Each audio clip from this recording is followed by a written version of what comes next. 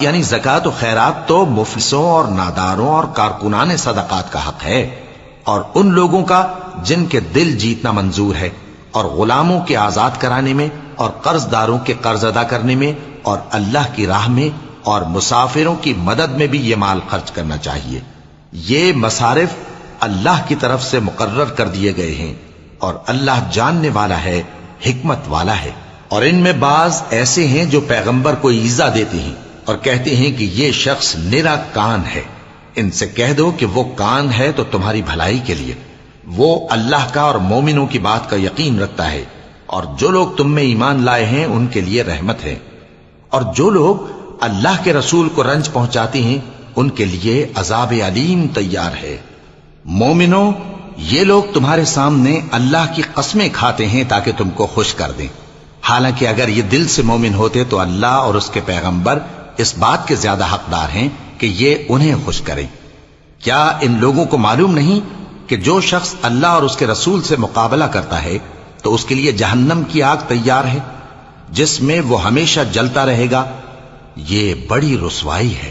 منافق ڈرتے رہتے ہیں کہ ان کے بارے میں کہیں کوئی ایسی صورت نہ اتر آئے کہ ان کے دل کی باتوں کو ان مسلمانوں پر ظاہر کر دے۔ کہہ دو کہ ہنسی کیے جاؤ، جس بات سے تم ڈرتے ہو اللہ اس کو ضرور ظاہر کر دے گا، اور اگر تم ان سے اس بارے میں دریافت کرو تو کہیں گے کہ ہم تو یوں ہی بات چیت اور دل لگی کرتے تھے۔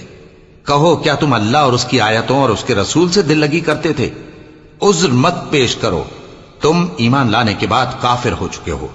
اگر ہم تم میں سے ایک جماعت کو معاف کر دیں تو دوسری جماعت کو سزا بھی دیں گے، کیونکہ وہ گناہ کرتے رہے ہیں۔ منافق مرد اور منافق عورتیں ایک دوسرے کے ہم جنس یعنی ایک ہی طرح کے ہیں کہ برا کام کرنے کو کہتے اور نیک کاموں سے منع کرتے اور خرچ کرنے سے ہاتھ بند کیے رہتے ہیں۔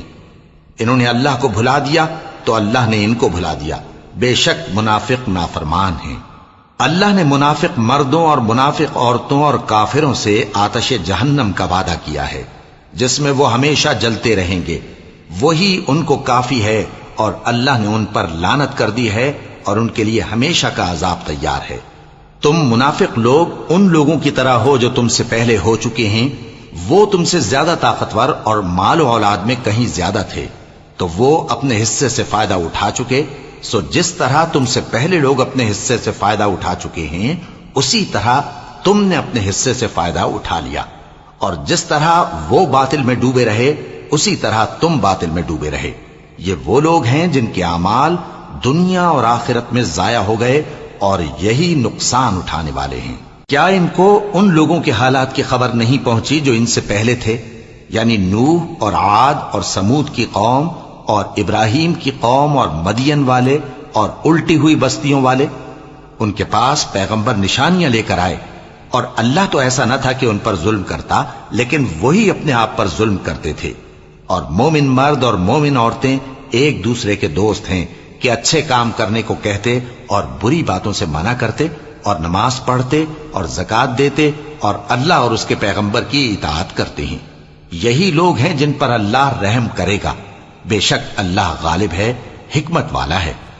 اللہ نے مومن مردوں اور مومن عورتوں سے بہشتوں کا وعدہ کیا ہے